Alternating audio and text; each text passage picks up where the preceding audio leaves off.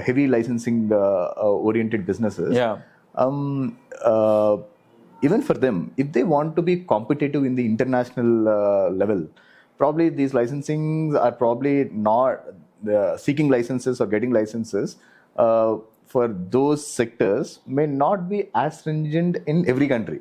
True. Right? I mean, True. the complexity kind of varies. Yeah. So even for those traditional companies who have been actively involved in this mining or other related areas, even for them to be competitive, it is very essential for them to also protect their IP. No, what you're saying is true. That depends on the aspiration of the company also, right? So let's say I am a pure mining company or a refining company, and I come up with certain processes or technologies wherein the throughput or let's say the yield that I get is much better as compared to somebody else. So because you have that technology and you are able to protect that technology, you might be able to bid better. True. Because you have a competitive edge, because of which you probably has a better result on your profits. So yes, so even they can do that, but really depends on what's the aspiration of the of that company itself. True. How do they perceive themselves? What is the future that they think for themselves? Yeah. In a way, to sum it up, I mean, IP.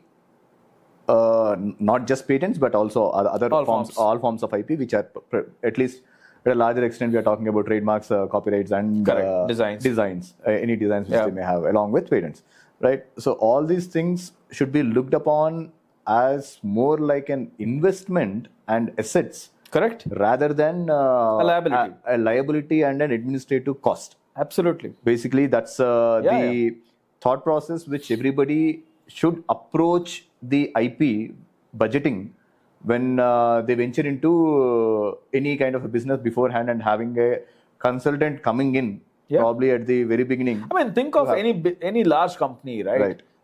Think of your Google, Microsoft, Facebook, any large company. I mean, they have invested heavily on patents. They have huge patent portfolios. So even if you were to consider that, okay, I'll just play by the playbook of a large successful technology company, that is what these people have done.